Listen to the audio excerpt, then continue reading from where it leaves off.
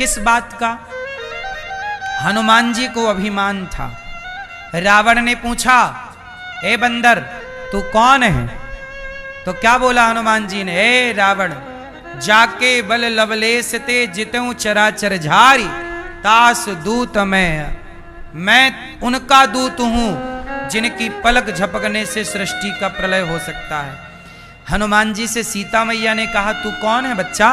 तो बोला कि राम दूत मैं, मातु जानकी, सत्य शपथ करुणा निधान की। हनुमान जी को इस बात का घमंड है कि मैं राम का दास हूं। मुझे भी इस बात का घमंड है कि मैं भगवान का दास हूं, मैं प्रभु का हूं। मैं किसका हूं? आप भी भगवान के बनकर ये घमंड रखिए कि आप ईश्वर के हैं। इस बात का घमंड तो होना ही चाहिए कि मैं भगवान का हूं। तो ये घमंड सही है, पर आप घमंड कैसा रखते हैं? मेरा ये, मेरा वो, मेरी गाड़ी, मेरा बंगला, मेरा परिवार, ये घमंड काम ना आएगा साहब।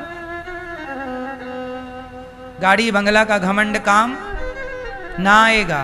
तो घमंड भी अच्छा है यदि सही दिशा में है तो। बात सही है। मोह भी अच्छा है। बेटे का मोह गलत है, पत्नी का मोह गलत है, परिवार का मोह गलत है, परंतु भगवान से मोह हो जाए कि हम भगवान के बिना नहीं रह सकते, तो बताओ ये मोह सही है कि गलत है? आपका मोह, आप किसके बिना नहीं रहती हो? बोले हम अपने बेटे के बिना कैसे रहें, पत्नी के बिना कैसे रहें, पति के बिना कैसे रहें? जितना मोह जगत से है इतना मोह जगन्नाथ से हो जाए तो आपका भला हो जाएगा कि नहीं? बोलो हाँ। बस थोड़ा बदलने की तो जरूरत है ना मेरी माँ।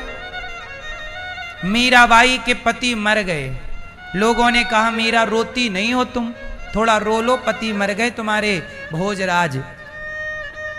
मीराबाई बोली मैं क्यों रोऊं? बोले तुम्हारे पति मर गए। मीराबाई बोली कि मेरे पति तो मर ही नहीं सकते, मैंने जिनको अपना पति माना है वो थोड़ी मरते हैं। ऐसे बर को क्या बरूं जो जन्मे और मर जाए, बरिए बर गोपाल को मेरो चुनरो अमर कर जाए। मैंने तो गोपाल को अपना वर बनाया है, वो मरेगा नहीं, अब मैं क्यों रहूं? तो देखो ये सीख है हमारे लिए, रहो संसार में।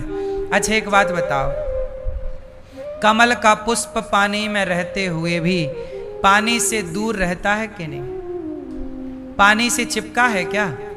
पानी की एक बूंद यदि डल जाए कमल की पंखुड़ी पर तुरंत गिरा देता। पानी में रहता हुआ पानी से अलग है कि नहीं? हाँ या ना? मैया हो मेरी माँ, कमल पानी में रहता हुआ भी पानी से अलग है। उसी तरह आप पत्नी के साथ, पुत्र के साथ, परिवार के साथ रहते हुए भी सबसे अलग रहिए, भगवान के बनकर के रहिए। यही है जीवन का सार।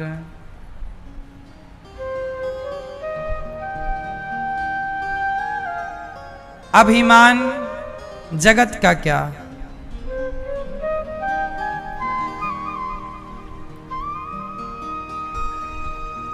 सही है ना?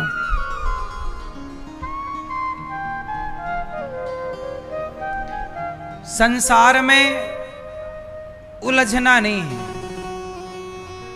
हाँ हो मैंने जब से प्रभु जी तेरा नाम लिया,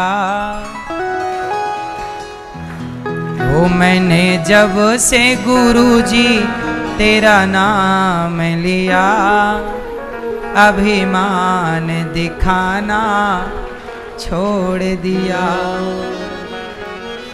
मैंने जब से गुरु जी तेरा नाम लिया, अभिमान दिखाना। जब तक जीवन में गुरु नहीं आए तब तक मैं अभिमान करता रहा, पर गुरु आए तो अभिमान चला गया। पहले मैं काम क्रोध लोभ मोह में पड़ा था, पर अब इन सबको देखता हूं तो लगता है कि गुरु ने सही दिशा दे दी, सही ज्ञान दे दिया कि हम जैसे कमल का पुष्प कमल में पानी में रहता हुआ भी खिला है, ऐसे हम संसार में रहते हुए भी कमल की तरह खिले रह सकते हैं। बस सही ज्ञान की जरूरत है। बोलो हाँ। तो अभिमान बेटे का, बेटी का, परिवार का, आपको बड़ा अभिमान। द्रौपदी को अभिमान था कि मेरे 5 पति हैं, वो 5 बलवान। सारा घमंड चला गया कि नहीं जब कपड़े उतारे गए? कोई ना आया। वो द्रौपदी का घमंड तो जाना ही था। आए तो कृष्ण आए, आएंगे तो भगवान ही काम आएंगे। तुम भरोसे कितने भी रह लो संसार के। इसलिए वो मैंने जब से गुरु जी तेरा नाम लिया, अभिमान दिखाना छोड़ दिया। मैंने जब से गुरु जी तेरा नाम लिया, अभिमान दिखाना छोड़ दिया। मैंने जब से प्रभु जी तेरा नाम लिया, अभिमान दिखाना छोड़ दिया। मैंने जब से प्रभु जी तेरा नाम लिया, अभिमान दिखाना छोड़ दिया।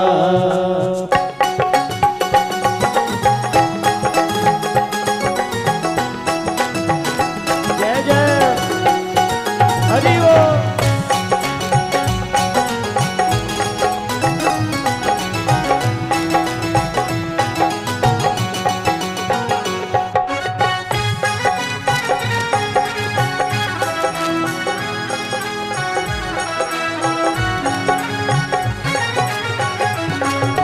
जब से गुरु जी तेरा नाम लिया, अभिमान दिखाना छोड़ दिया। मैंने जब से गुरु जी तेरा नाम लिया, अभिमान दिखाना छोड़ दिया।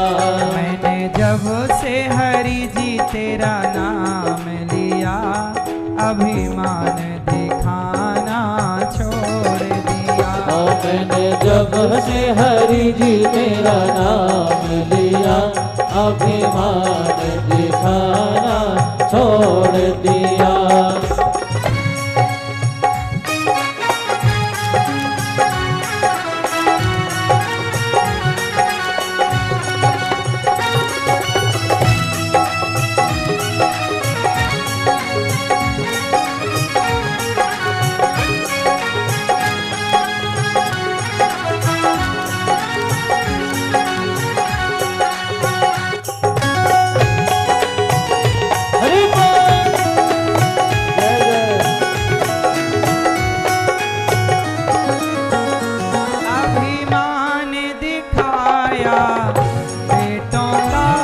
अभिमान दिखाया बेटों का, ये बेटे पोते मेरे हैं, ये बेटे पोते मेरे हैं। सुनो,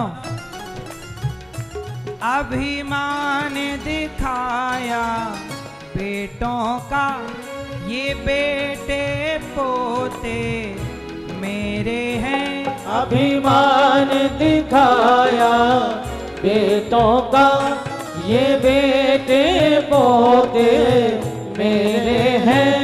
जब इन्हें छोड़ कर जाना है, जब इन्हें छोड़ कर जाना है, मैंने लाड़ लड़ाना छोड़ दिया। मैंने छोड़ कर जाना है, मैंने लाड़ लड़ाना छोड़ दिया। मैंने जब से गुरु जी तेरा नाम लिया, अभिमान दिखाना छोड़ दिया। मैंने जब से गुरु जी तेरा नाम लिया, अभिमान दिखाना छोड़ दिया।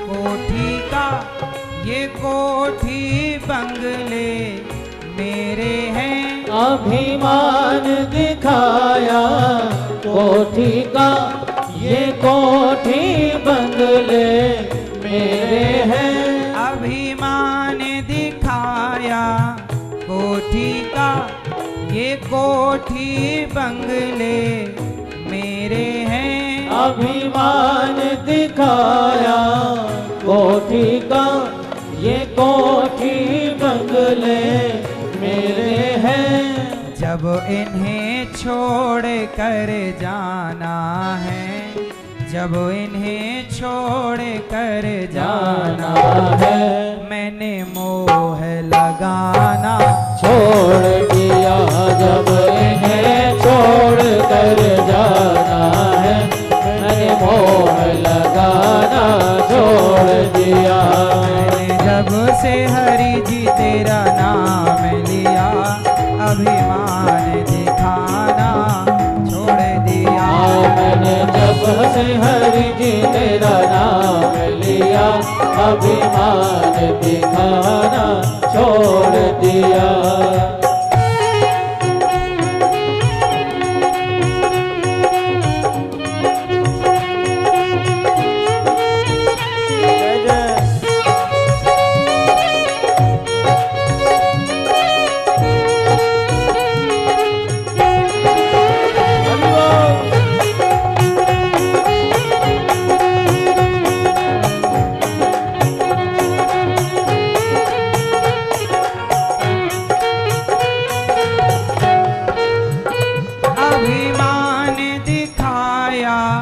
दौलत का ये दौलत शोहरत मेरी है।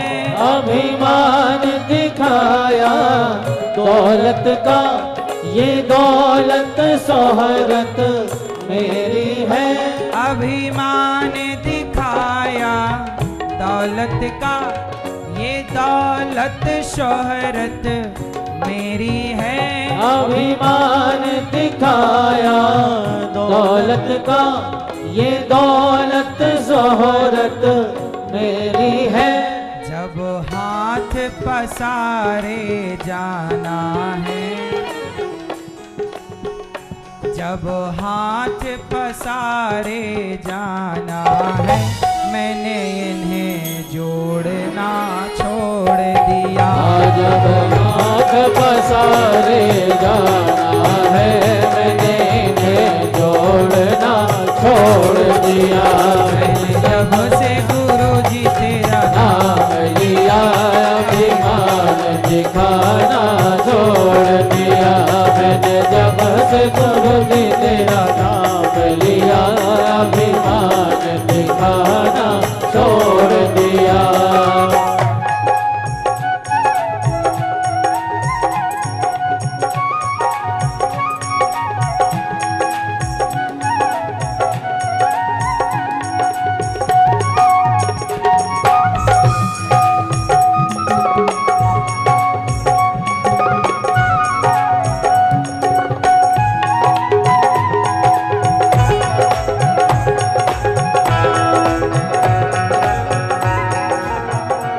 अभिमान दिखाया काया का ये काया तो बड़ी सुंदर है। अभिमान दिखाया काया का ये काया तो बड़ी सुंदर है। अभिमान दिखाया काया का, ये काया तो बड़ी सुंदर है। अभिमान दिखाया काया का, ये काया तो बड़ी सुंदर है। जब राख की ढेरी होना है, क्या होना है? शरीर जल के क्या बनेगा? जब राख की ढेरी होना है, मैंने सजना सवरना छोड़ दिया। जब राख की ढेरी होना है, मैंने सजना सवरना छोड़ दिया। मैंने जब से हरि जी तेरा नाम लिया, अभिमान दिखाना छोड़ दिया।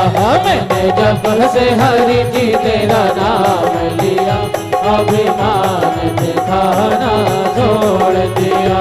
अभिमान दिखाना छोड़ दिया। अभिमान दिखाना छोड़ दिया। अभिमान दिखाना छोड़ दिया। अभिमान दिखाना छोड़ दिया। मैंने जब से गुरु जी तेरा नाम लिया, अभिमान दिखाना छोड़ दिया। मैंने जब से हरि जी तेरा नाम लिया, अभिमान दिखाना छोड़ दिया। मैंने जब से गुरु जी तेरा नाम लिया, अभिमान दिखाना छोड़ दिया। मैंने जब से हरि जी तेरा नाम लिया, अभिमान दिखाना छोड़ दिया। अभिमान दिखाना छोड़ दिया। अभिमान दिखाना छोड़ दिया। अभिमान दिखाना छोड़ दिया।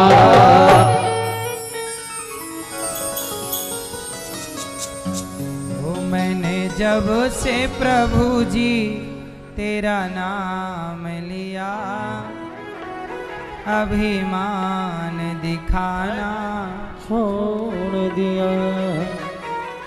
आपने छोड़ा कि नहीं? मैया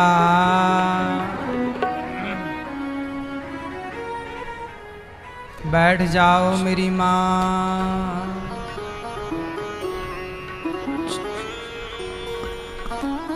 अभिमान दिखाया दौलत का, ये दौलत शोहरत मेरी है। जब हाथ पसारे जाना है, हो जब हाथ पसारे जाना है, मैंने इन्हें जोड़ना छोड़ दिया।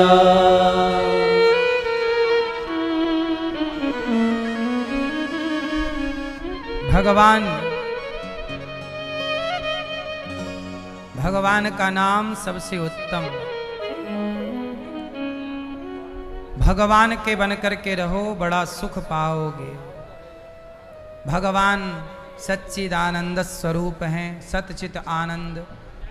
विश्व की उत्पत्ति पालन संहार, सारे दुखों का नाश करने वाले भगवान को हम नमस्कार करते हैं। यम प्रव्रजन्तमनुपेतमपेत कृत्यम,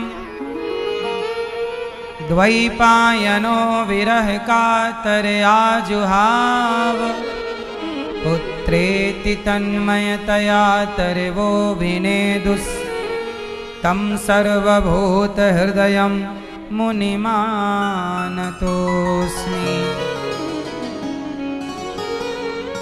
सुखदेव भगवान प्रकट होते ही भगवत चिंतन में लग गए। उन्होंने ही राजा परीक्षित जी को भागवत सुनाई।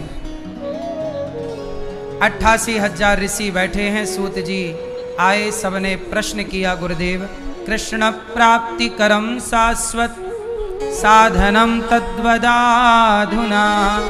हमें ऐसी कथा सुनाइए जिससे कृष्ण की प्राप्ति हो जाए। इस कली काल में कृष्ण को पाना चाहते हो तो क्या करना पड़ेगा? कृष्ण की प्राप्ति का, भगवान की प्राप्ति का साधन क्या है? बताइए, इस कलयुग में भगवान की प्राप्ति का साधन क्या है? केवल भगवान का नाम, भगवान की कथा। इसलिए सूत जी ने कहा, हम आपको कथा सुनाते हैं, जो कथा देवताओं को दुर्लभ है। देवता भी कथा सुनने के लिए मृत्यु लोक आते हैं। एक बार जब राजा परीक्षित जी को सुखदेव जी भागवत सुना रहे थे, तो देवराज इंद्र स्वर्ग का अमृत लेकर के आए। सुखदेव जी से कहा कि स्वर्ग का अमृत राजा परीक्षित को पिलाओ और हमें कथा का अमृत पिला दो। तब सुखदेव जी ने कहा, परीक्षित आप कौन सा अमृत पियोगे, स्वर्ग का अमृत के भागवत का अमृत? तब परीक्षित जी ने कहा, मुझे स्वर्ग का अमृत नहीं पीना, क्योंकि स्वर्ग का अमृत पी करके स्वर्ग मिलेगा, पर भागवतामृत पी करके तो भगवान मिल जाएंगे। इंद्र को वहां से विदा किया, इंद्र चले गए। जब परीक्षित जी का 7 दिन में उद्धार हुआ, जो भागवत सुनता है उसका उद्धार जरूर होता है। परीक्षित जी का उद्धार हो गया। इंद्र को लगा बुरा कि भाई क्या अमृत से, स्वर्ग के अमृत से श्रेष्ठ भागवत है? तब इंद्र ने स्वर्ग में तराजू बांधी और तराजू बांधकर तौल करके देखा तो एक पलड़े में भागवत जी को रखा और दूसरे पलड़े पर स्वर्ग के तमाम सुखों को रखा, पर कोई भी सुख स्वर्ग का अमृत भागवत जी की बराबरी ना कर सका।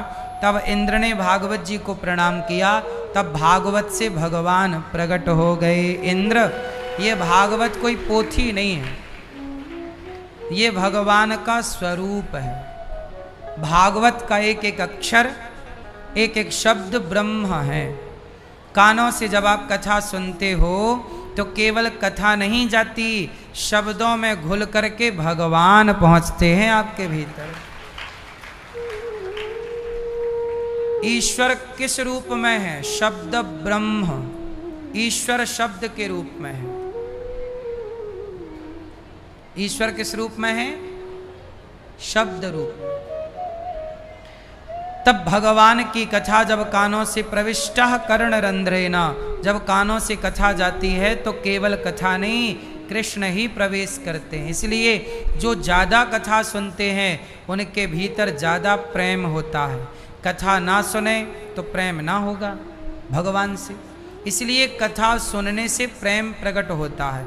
जैसे दही का मंथन करने से मक्खन प्रकट होता है, ऐसे कथा सुनने से भगवान हृदय में प्रकट होते। अब कोई कहे हम कथा नहीं सुनते पर भक्ति करते हैं, तो सुन लो आप, कथा सुनने, कथा नहीं सुनते यदि आप और भक्ति करते हैं तो आप भक्ति कर ही नहीं सकते, क्योंकि बिना सत्संग के, बिना प्रभु के गुणों को जाने आपका मन लगेगा ही नहीं, आपका प्रेम बढ़ेगा ही नहीं।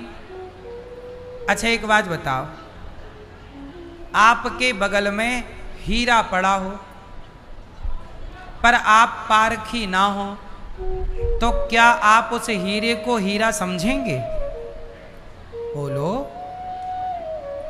आप हीरा बगल में पड़ा है आपके, पर आपको हीरे की पहचान करनी नहीं आती, तो आपको तो यही लगेगा कोई कांच का टुकड़ा पड़ा है। हीरे की परख तो जौहरी को होती है, बिना जौहरी के हीरे को परखा नहीं जा सकता। उसी प्रकार भगवान की कथा तो कोई सच्चे भक्त रूपी जौहरी को है। यदि कोई भक्त नहीं है, कथा नहीं सुनता, तो भक्त नहीं हो सकता। माला आप जपने बैठो, जपो, बहुत लोग माला जपते हैं, जप रहे हैं, पर यदि आप कथा नहीं सुनते, बिना कथा सुने आपके हृदय में प्रभु के प्रति प्रेम कैसे होगा? अच्छा जैसे चलो ये बताओ, राम के बारे में जानना हो तो क्या करना पड़ेगा? राम की कथा सुननी पड़ेगी। आप राम की कथा ना सुने तो क्या राम के बारे में जान पाओगे? और जब जानोगे ही नहीं राम के बारे में तो राम से प्रेम कैसे होगा? प्रेम होने के पहले जानना तो पड़ेगा। बोलो हाँ। आप कृष्ण के बारे में जानते नहीं हैं तो कृष्ण से प्रेम क्या करोगे? जो जानता ही नहीं है। अब जैसे चाइना के लोग चींटे की चटनी खाते हैं, मेंढक का अचार खाते हैं। अब बताओ, जब मेंढक के अचार के बारे में हमने बोला तो आपकी जिह्वा पे पानी आया? लेकिन यहां कोई छिंग छांग छीछन बैठा होता चाइनीज और उसको हम मेंढक के अचार की बात करते तो उसकी जिह्वा पे, अपने यहाँ तो आम का अचार होता है, बढ़िया मिर्ची डाल के, बढ़िया मसाले डाल के, आम का अचार, आंवले का अचार, कटहल का अचार। तो भाई जब आपने कभी मेंढक का अचार खाया ही नहीं, सुना ही नहीं, देखा ही नहीं, तो आपका मन उसकी तरफ जाएगा क्यों? मन तो तब जाएगा ना जब आप उसके बारे में सुने, उसे चखें, उस माहौल में रहें। उसी तरह बिना माहौल में रहे, अब मैं मांस नहीं खाता क्योंकि मेरे घर का माहौल मांसाहारी नहीं है। आप में से कुछ लोग मांस खाते हैं क्योंकि आपके घर का आसपास का माहौल मांसाहारी है। तो जो मांस, अब मैं मांस नहीं खाता और मुझे मांस देखकर उसकी दुर्गंध से दिक्कत होती है, पर जो खाते हैं उन्हें उस दुर्गंध से कोई दिक्कत नहीं, उन्हें उस स्वाद से कोई दिक्कत नहीं। उसी तरह जो भगवान की कथा सुनते हैं वही ना भगवान से प्रेम करेंगे और प्रेम से फिर माला जपेंगे। अब हमें दाल बाटी चूरमा, कढ़ी भात, राजमा चावल, लिट्टी चोखा, दाल वापले, दही पराठा, अपन लोग तो ये खाते हैं। तो अपने को तो जहां इनके नाम सुनाई पड़ते हैं तो जिह्वा पे पानी आता है, पर मेंढक के अचार के नाम से तो पानी नहीं आता, क्योंकि हमने लिट्टी चोखा खाया है, दाल वापले खाए हैं, दाल बाटी चूरमा खाई है, दही पराठे खाए हैं, गक्कड़ भरता खाई है। तो इन सबको खाए हैं तो पता है, इनसे प्रेम है। इस भोजन से क्या है, केवल खा नहीं रहे हैं, इस भोजन से क्या है, प्रेम भी। बोलो हाँ। उसी तरह जब आप भगवान के बारे में जान जाओगे कथाओं के द्वारा तो अपने आप भगवान से क्या हो जाएगा, प्रेम। और जब प्रेम प्रकट हो जाएगा तब भगवान का नाम प्रेम से जपा जाएगा, तब जाके उस प्रेम के बल पर परमात्मा का साक्षात्कार होगा, कुछ पाओगे। कोई कहे जी मैं कथा नहीं सुनता लेकिन मैं नाम जप करता हूं, तो चलो नाम जप बेसिक ठीक है, प्राइमरी स्कूल के विद्यार्थी हो तो ठीक है, पर नाम जप का मतलब तब है जब कथा, पहले राम के बारे में जाना जाए कि राम का स्वभाव कैसा है। अच्छा, आप लोग राम के बारे में जानते हो कि नहीं? मैया बताओ राम कैसे हैं, राम का स्वभाव कैसा है? पीली मैया बताओ राम कैसे हैं? हैं बूढ़े हैं, हैं भोले भाले हैं, भोले भाले। राम के बारे में आप जानती हो मेरी माँ, भोले भाले हैं। आप बगल पीली मैया बताओ राम कैसे हैं? हैं मर्यादा पुरुषोत्तम। आपके बगल में। राम कैसे हैं? हैं? मर्यादा पुरुषोत्तम। मैया राम कैसे हैं मेरी माँ? हैं?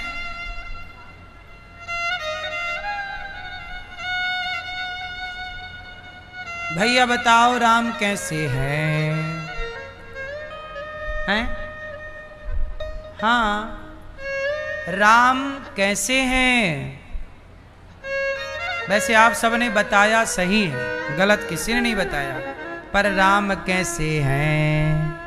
करुणा निधान रहुआ जगत के दाता है।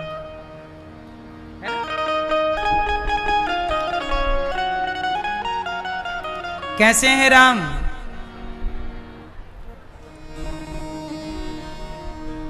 कैसे हैं?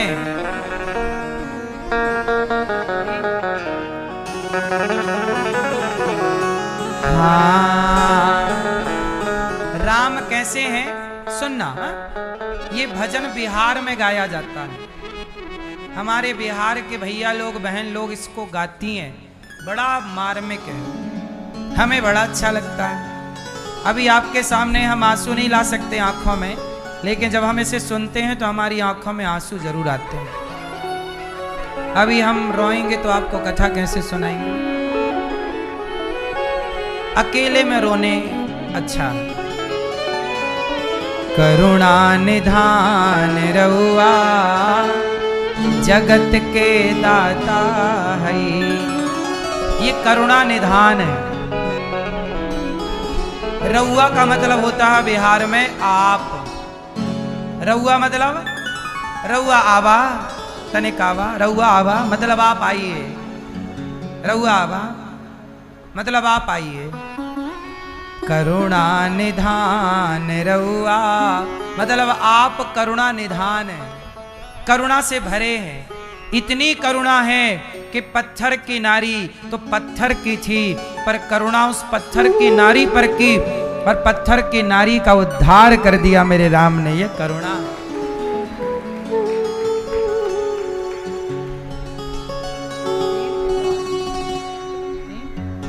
करुणा निधान रहुआ जगत के दाता है।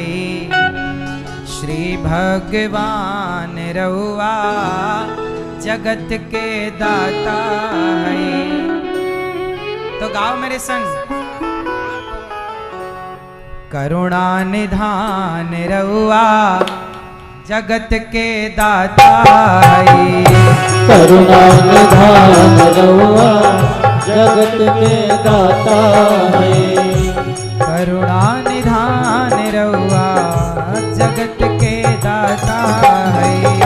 करुणा निधान रहुआ जगत के दाता है। श्री भगवान रहुआ जगत के दाता है। श्री भगवान रहुआ जगत के दाता है। और क्या बात कही इसमें? मति के फेर देनी, मति के फेर देनी, विपत्ति के टेर देनी, विपत्ति के फेर देनी, मति के फेर देनी, विपत्ति के टेर देनी, मति के फेर देनी, विपत्ति के फेर देनी। के बा समान रहुआ जगत के दाता है। देवा समान रहुआ जगत के दाता है। करुणा निधान रहुआ जगत के दाता है। करुणा निधान रहुआ जगत के दाता है।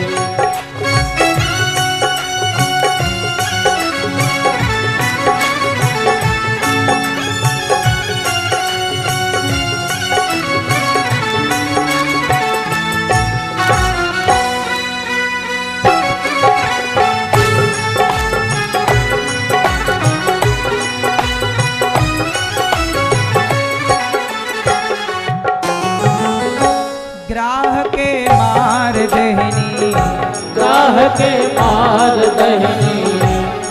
अर्थ सुनते चलो, समझ में नहीं आएगा नहीं तो। भगवान ने ग्राह को मार दिया। एक हाथी था, उसका पांव एक मगर ने पकड़ लिया था।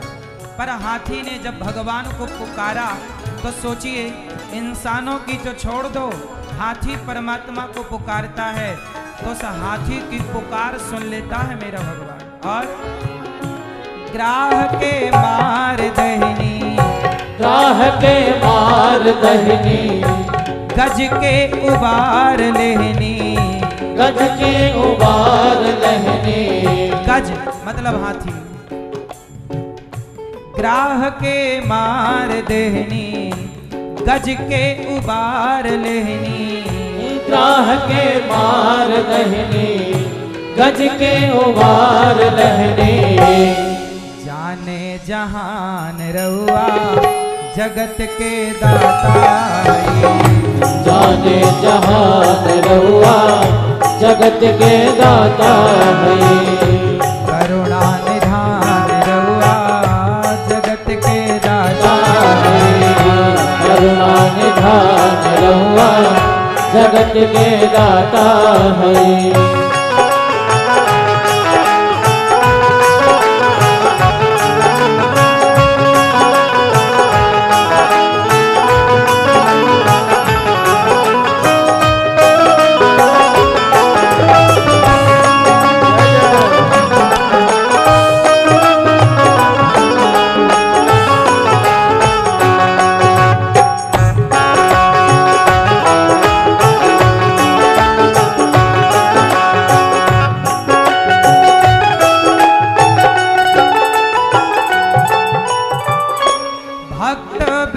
घर गईनी, भक्त विदुर घर गईनी।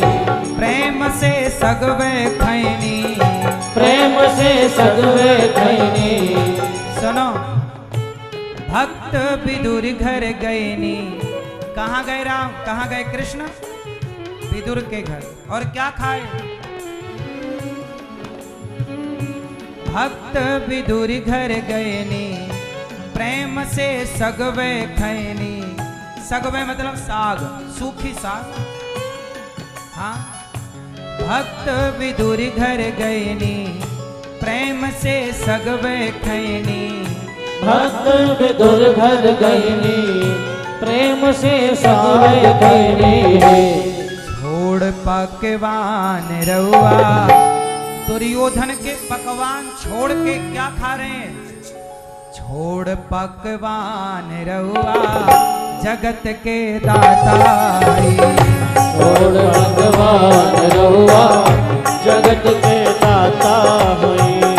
करुणा निधान रहुआ जगत के दाता। करुणा निधान रहुआ जगत के दाता है।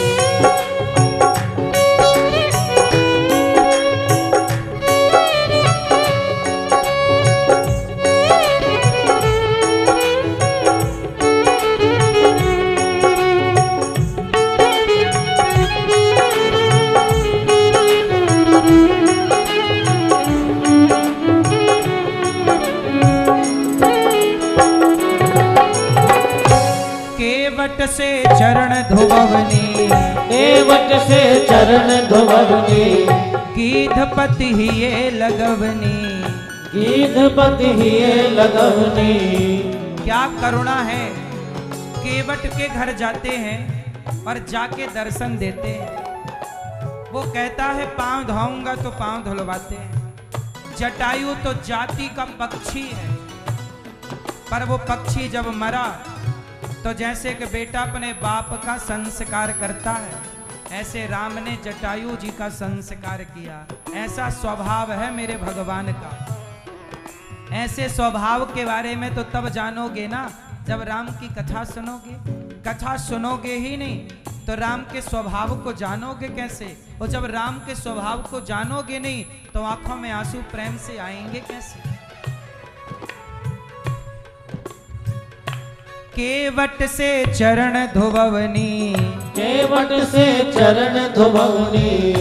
गीधपति ही ये लगवनी, गीधपति हिये लगौनी जाने जहान रहुआ जगत के दाता है जाने जहान रहुआ जगत के दाता है करुणा निधान रहुआ जगत के दाता है करुणा निधान रहुआ जगत के दाता है श्री भगवान रहुआ जगत के दाता है करुणा निधान रहुआ जगत के दाता है निधान रहुआ जगत के दाता है करुणा निधान रहुआ जगत के दाता है श्री भगवान रहुआ जगत के दाता है जगत के दाता है जगत के दाता है मैया शबरी घर गईनी मैया मैया शबरी घर गईनी जूठे बेरन के खैनी शबरी के घर जाते हैं और जूठे जूठे मैया शबरी घर गईनी जूठे बेरन के खैनी करके बखान रहुआ जगत के दाता है दाता है मतलब आप जगत के दाता हैं आप जगत के दाता हैं।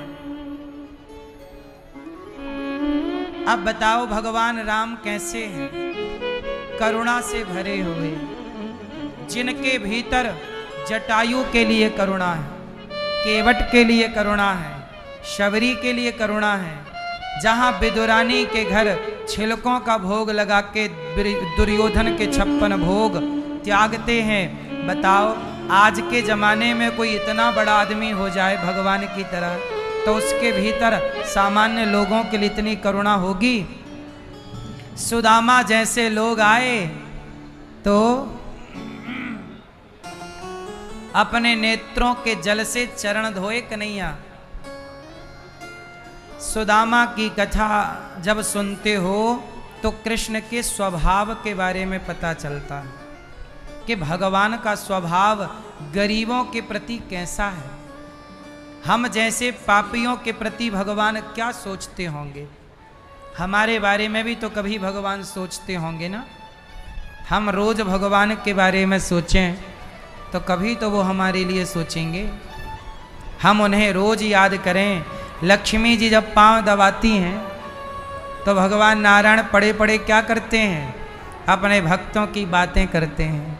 कभी आपकी बातें की होगी, कभी भगवान ने तो कभी हमारी बातें की होंगी, कभी इनकी बातें होंगी, कभी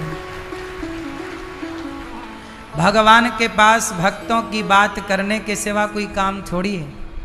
भगवान के तो बाकी सब कार्यकर्ता संभाल रहे हैं। एक चुटकी बजाते हैं तो कई ब्रह्मा पैदा हो जाते हैं। करो अपना काम, काम कर रहे हैं लोग, पर भगवान क्या कर रहे हैं, भक्तों की बातें। कौन सा भक्त मेरा कहाँ है, किस हाल में है, क्या सुख है क्या दुख है, सब देख रहे हैं परमात्मा, सब जान रहे हैं ईश्वर। तो भगवान मेरी माँ सब जानते हैं। अब देखो देवराज इंद्र ने भागवत जी को प्रणाम किया क्योंकि ये भगवान का स्वरूप है। एक बार नारद जी ने पूछा सनकादियों से कि गुरुदेव ये बताओ, भागवत पापी से पापी व्यक्ति सुने तो क्या उसका उद्धार होगा? बोले हाँ। ये मानवः पाप कृतस्तु सर्वदा सदा दुराचाररता विमार्गिगाः क्रोधाग्निदग्धः कुटिलाश्च कामिनः सप्ताह यज्ञेन कलौ पुनन्ति ते। कोई कितना भी बड़ा पापी हो, भागवत सुन के तरेगा जरूर।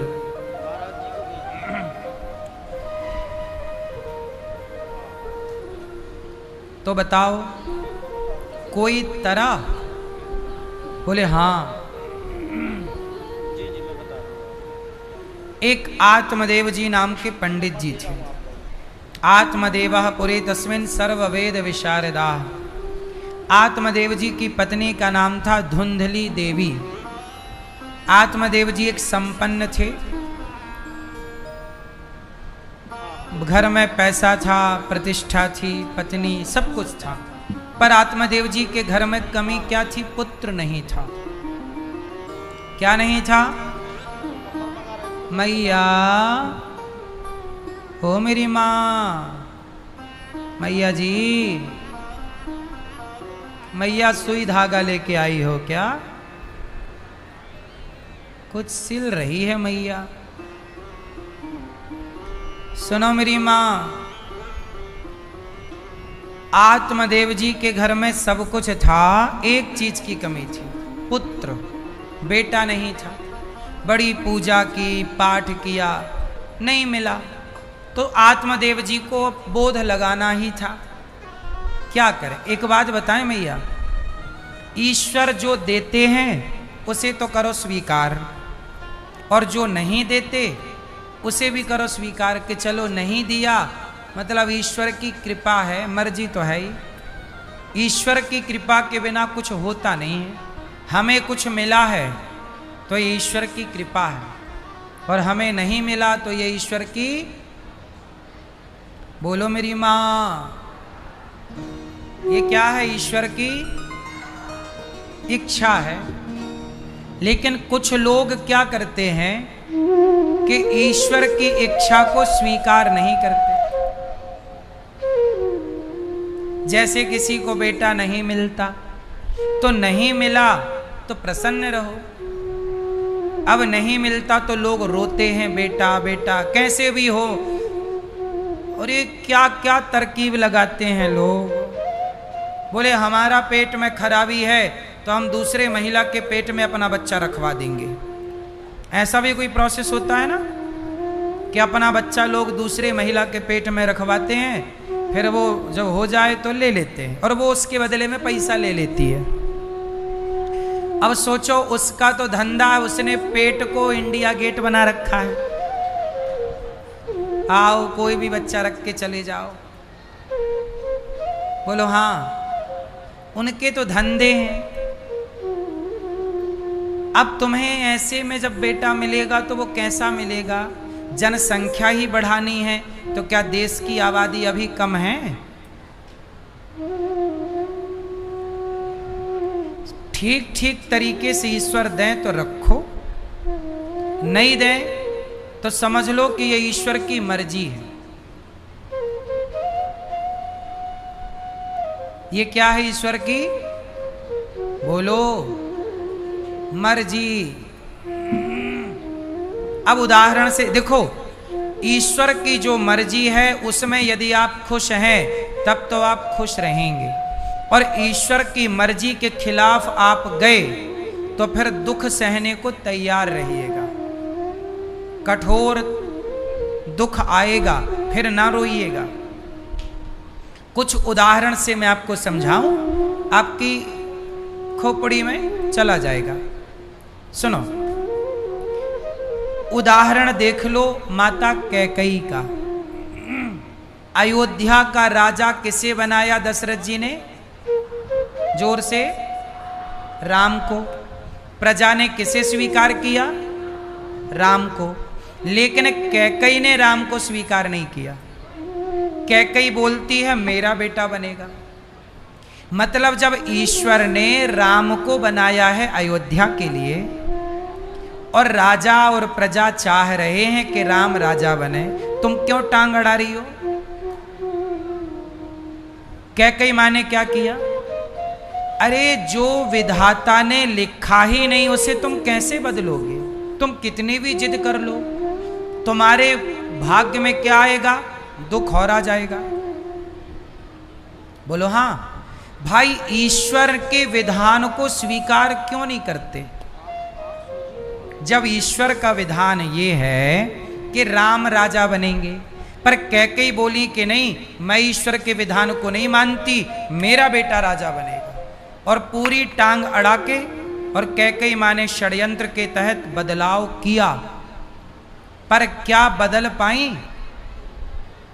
बोलो, क्या भरत को राजा बना पाई?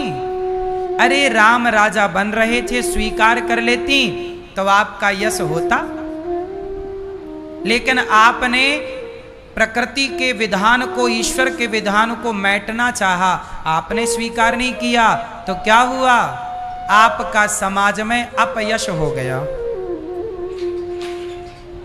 बोलो, आपके बेटे ने आपको माता कहना छोड़ दिया, भरत जी ने बोला मैं तुम्हें माता नहीं कहूंगा, तुम्हारे मुंह पे कीड़े क्यों नहीं पड़ गए जब तुमने मेरे राम को वनवास भेज दिया?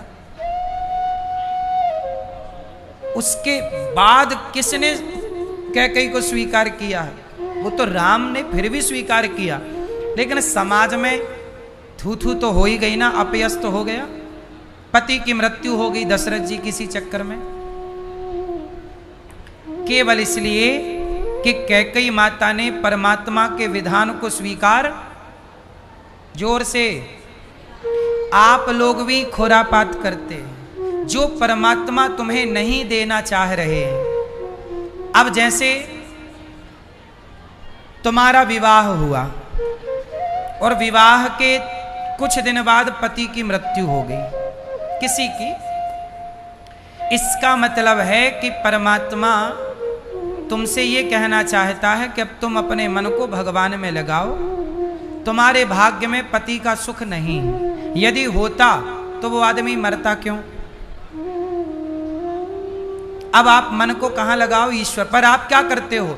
ईश्वर को चैलेंज करते हो, नहीं हमारे भाग्य में नहीं था, कोई बात नहीं, हम ईश्वर की बात नहीं मानेंगे, मर गया तो क्या हुआ, दूसरा जिंदाबाद।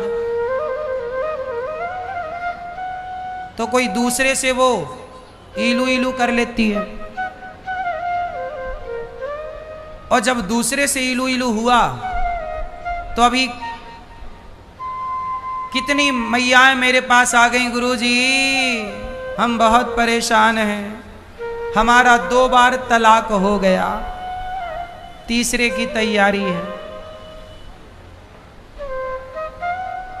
जब प्रकृति ने, परमात्मा ने तुम्हें एक पति दिया, यदि वो साथ छोड़ के चला गया तो अब समझ लो कि ये ईश्वर का इशारा है कि तुम अपना कल्याण करो मन भगवान में लगा कर। यदि तुम फिर दूसरा तीसरा ढूंढोगी तो तुम व्यर्थ में दुख ही पाओगी। सुख होता तुम्हारे भाग्य में तो एक से ही मिल जाता। ईश्वर को चैलेंज ना करो, ईश्वर के मैसेज को स्वीकार करो। समझ में आई? पहले की स्त्रियां विधवा रह के गुजार देती थीं, पर पराये पुरुष के बारे में नहीं। यही धर्म है। आजकल लोग कहते हैं कि बाल विधवा कोई हो गई है तो उसका विवाह, पुनर्विवाह हो जाना चाहिए, ऐसा समाज में लोग कहते हैं। ठीक है, हम ये कहते हैं कि बस सुखी रहो, पर आप समाज में वो केस उठा के देखिएगा पुनर्विवाह के, कि कितने प्रतिशत स्त्रियां सुखी हैं जो पुनर्विवाह वाली हैं, कितने प्रतिशत सुख मिला उन्हें दूसरे पुरुष से। मैं सीधा सीधा जानता हूं कि चित्त भगवान में लगाओ, जो ईश्वर का विधान है स्वीकार करो। आप लोग जब ईश्वर के विधान को स्वीकार नहीं करते तो आपको कष्ट मिलता है। बात सही है कि गलत है? बेटा नहीं है तो अब कुछ लोग बेटा अनाथ आश्रम से गोद ले लेते हैं। जब नहीं है, परमात्मा ने नहीं दिया, तो तुम क्यों खुरापात दिमाग लगा रहे हो? तुम अनाथ आश्रम के बच्चों को पढ़ाओ लिखाओ, तुम अपनी संपत्ति उन बच्चों की पढ़ाई लिखाई में खर्च करके पुण्य कमाओ। पर एक बेटे को गोद लिया एक माँ बाप ने, तो वो बच्चा जब बड़ा हुआ, शादी ब्याह हुई, तो सारी संपत्ति उसने ले ली और माँ बाप को कर दिया बाहर। अब रो रहे हैं सड़क के किनारे बैठ के। तुम्हारे भाग्य में दुख था, इसलिए ईश्वर ने बेटा नहीं दिया। पर आप चाहते हैं, आप ईश्वर के विधान में प्रसन्न नहीं हैं, इसलिए जैसे रखे परमात्मा वैसे रहो। यदि आप अपना दिमाग लगाओगे, परमात्मा को चैलेंज करोगे, तो आपको कष्ट उठाना पड़ेगा। बोलो हाँ या ना। मैंने एक उदाहरण और दिया 2025 का, कि आपने अभी अभी सुना होगा कि हमारे देश में अभी इंदौर में एक घटना घटी। सोनम नाम की लड़की का विवाह हुआ राजा नाम के लड़के से। विवाह हो गया, शादी हो गई, राजी मर्जी है सब। पर लड़की ने क्या किया? ईश्वर को चैलेंज कर दिया। सोनम ने, भगवान ने उस सोनम नाम की लड़की के लिए राजा नाम का लड़का बनाया था। बोलो हाँ। और बनाया और शादी भी हो गई। तो ईश्वर ने तुम्हारे लिए वो लड़का बनाया था जिससे तुम्हारी शादी हो गई। पर सोनम नाम की लड़की ने क्या किया? ईश्वर के बनाए उस लड़के को, ईश्वर के दिए उस पति को उसने स्वीकार नहीं किया। वो हनीमून के बहाने ले गई और अपने पति को मरवा दिया। और एक और लड़का था जिससे वो प्यार करती थी, उसके साथ रहना चाहती थी। यदि तुम्हारे भाग्य में तुम्हारा प्रेमी होता तो ईश्वर उसी से ना ब्याह कराता। बोलो, भगवान उसी से ब्याह कराते।